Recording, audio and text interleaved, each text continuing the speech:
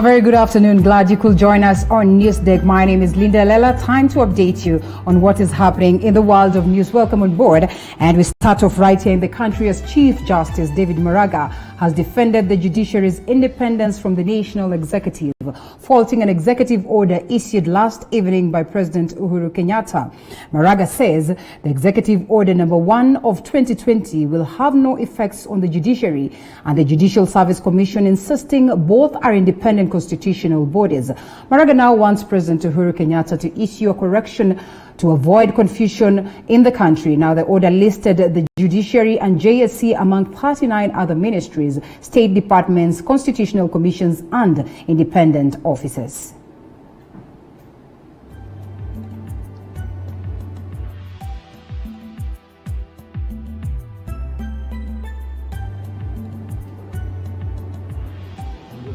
Yes, we'll be following up on that story and update you accordingly. And elsewhere, a police officer who is accused of shooting dead a 13-year-old boy in Nairobi's Kiamaiko estate is among 6 officers who will face murder charges.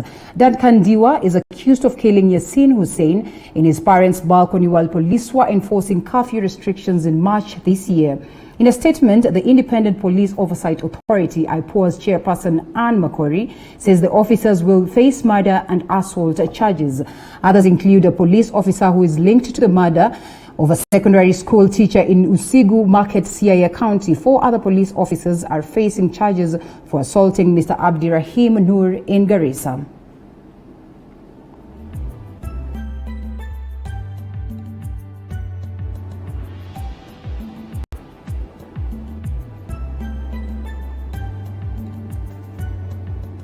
And now we cross over to Eldoret, and the police in Eldoret are investigating the theft of phones and other electronics worth millions from a shop that was broken into last night with Eldoret Town CBD along Uganda Road. That is during the curfew time. Now, the owners of the shop said the thieves walked away with phones worth 3 million shillings. They said this is not the first time their shop is being, which is actually in Eldoret Central, is being burgled on, and of course they've called upon the Central Police Station of not being proper or not having conducted the proper investigations in the first occurrence when this happened.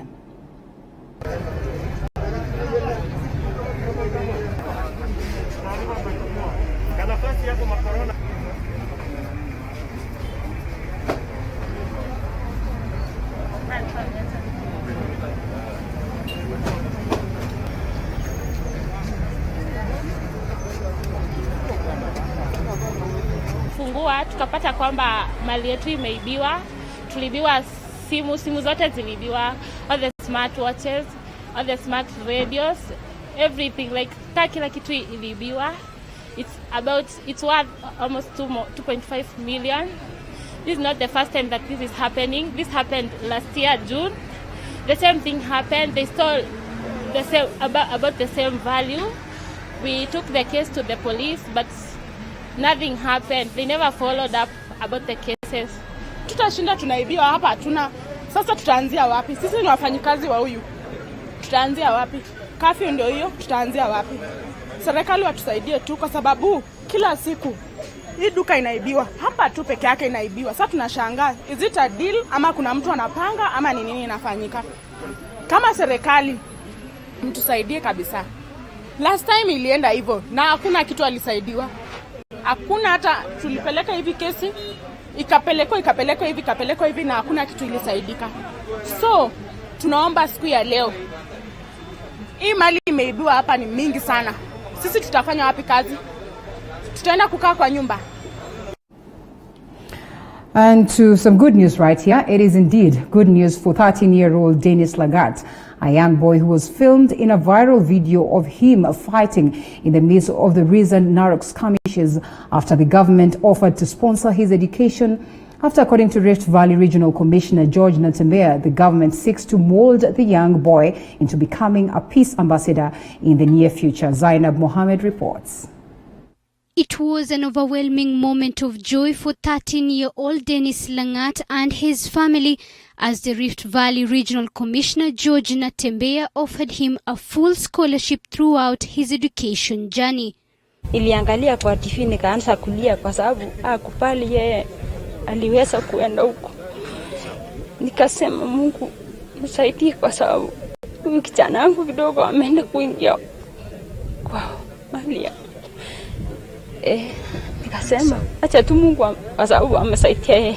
Dennis, who was spotted in a viral video fighting back in the recent narrow clashes that claimed the lives of 9 people, says he was defending his family as their house had just been razed down. Naambia hao vijana mwaje mambo kusema eti mambo ya vita ukimbilie vita. Hiyo ameishia hapa leo na bado tunaendelea kurokota silaha. Very good. Tukiendelea kurokota silaha, mweke chini silaha na turudini mashule. Natembeya, who assured the young boy's mother of his support towards Langat's future, says rather than punishing him, the government seeks to mold the young boy into becoming a future peace ambassador. Atakuwa chief in future ya hii area, ama mzee wa mitaa wa hii area, ama pilot, ama mtu wa kutegemewa. Langat was among the many residents who came out in large numbers to surrender their weapons in a bid to restore peace in the area. For TV47, I'm Zainab Mohammed. And now, Kiambu court users have embraced virtual court sessions in a bid to scale down the backlog of cases amid the coronavirus pandemic. Now, the users drawn from judicial offices, court clerks, correctional institutions, the Police and Law Society of Kenya have teamed up to come up with modalities to ensure a smooth flow of cases. All right, I think we'll be holding that story later on. But first of all, let's pick this one. And the Office of the Attorney General, Department of Marriages and Registration, has laid down new measures that will be used in conducting marriages after the exercise was stopped to curb the spread of COVID-19. Among the measures include online registration of people willing to conduct marriages at the Attorney General's office in order to reduce the congestion of people at the office. Now, the office has also recommended that only 4 people will be allowed in the marriage room at a time. The online registration and application will be first done in Nairobi piloting. Also, remember that all the people who are conducting marriages, church weddings and Hindu marriages, they have to apply to the registrar. So some of those have been affected because the new registrations, even in the regions, have not been processed. So those are going to be processed immediately. So those that are pending are affecting some also outside in the regions. So those are going to be dealt with regards to backlog. Those that have been able to have very low traffic, those services have not been interrupted because we don't have the problem of social distancing. However, they have been maintaining the 4 people per marriage out there. So the big problem is here in Nairobi, where I said like we could have like as many as 30, 40 marriages in one day. So we want to pilot and make sure that the system works in Nairobi where there is high traffic, and then we will extend the services to the regions. So currently, the regions are going to continue with the manual system, except for those of Hindu and Christian marriages where they'll apply online and the payments made on the platform, so that they are only coming to collect the certificates of marriage when their process has already been cleared. Has that answered your question? Okay.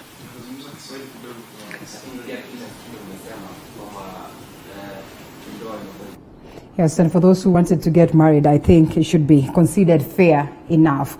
And let's cross over to some bit of politics. Supporters of Mumias East Member of Parliament Benjamin Washiali have expressed their frustrations following the removal of the Member of Parliament from the position of Majority Chief Whip.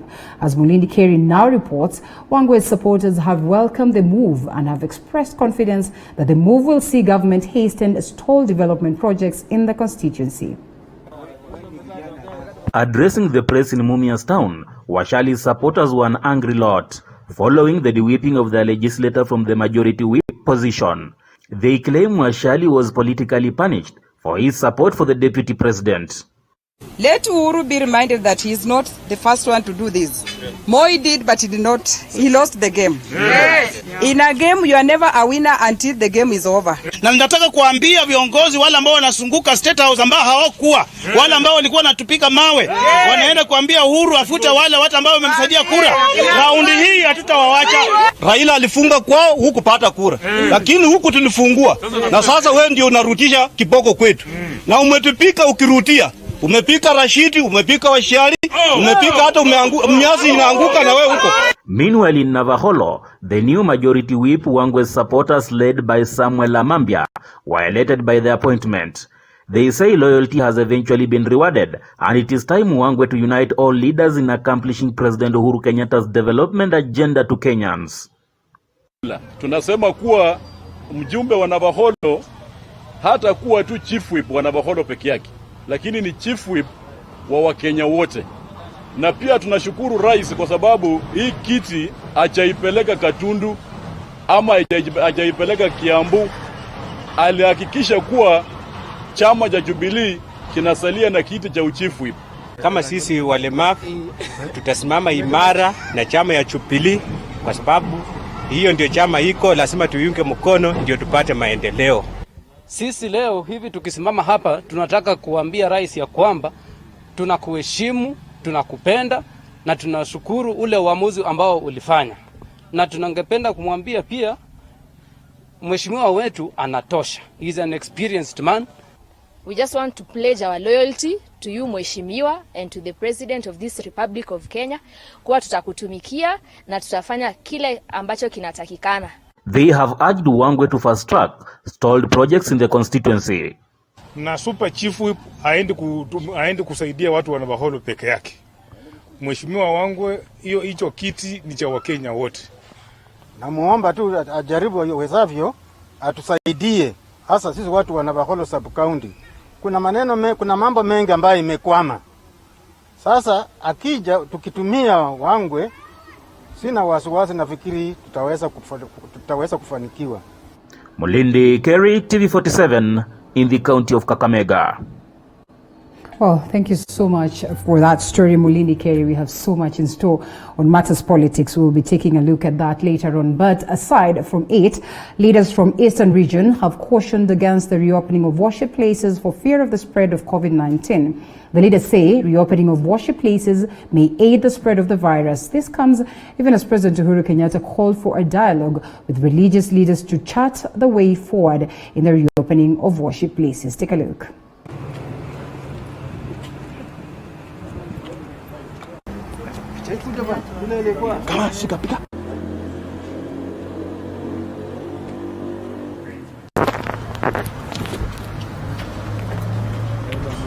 Hatujasema leo kwamba tumeruhusu watu waendelee. Hapana.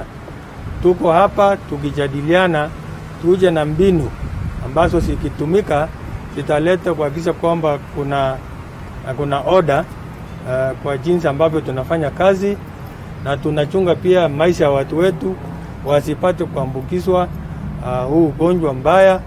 Na tuliongea na wao na walisema kama viongozi wa dini ili tupigane na hewa kwa sababu tunapigana na kitu ambacho hatukioni. Ni hewa, ni upepo, ni pepo mbaya. Nafurahi kama kanisa sababu serikali pia inatambua ya kwamba hata kanisa ni essential services.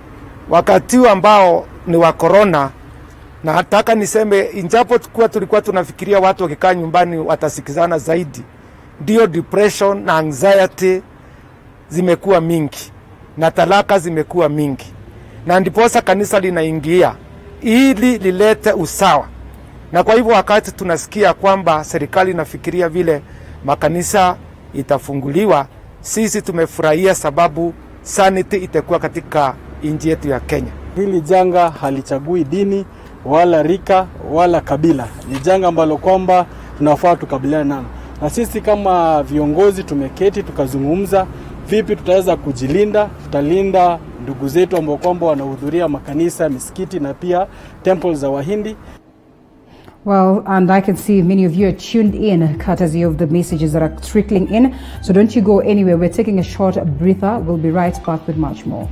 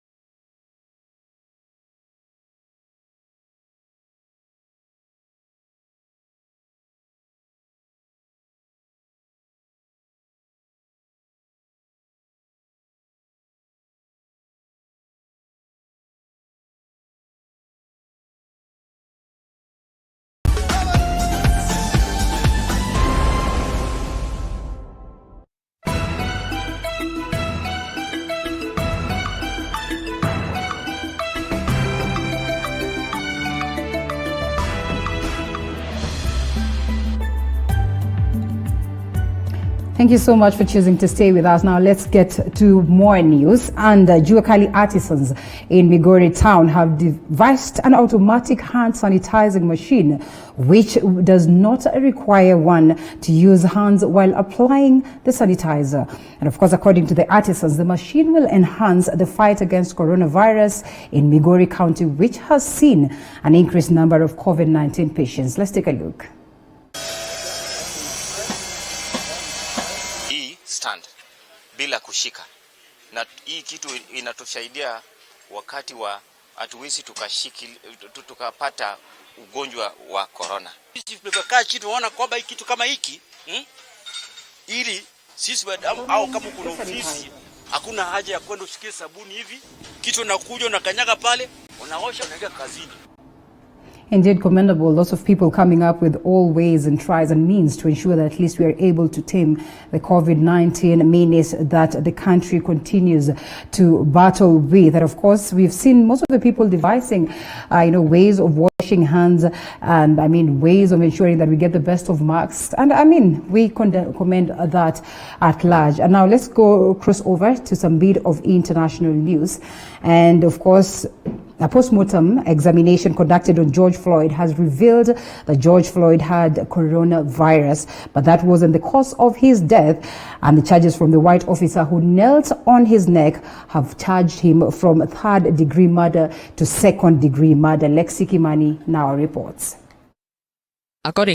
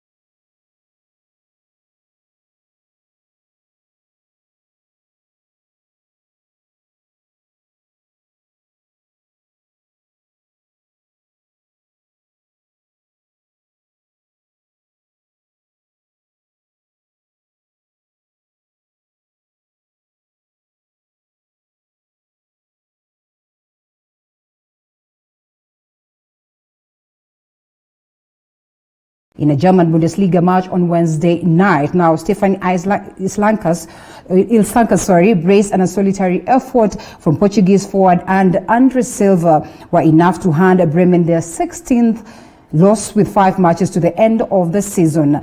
Action continues tomorrow as Freiburg welcome Borussia. Take a look.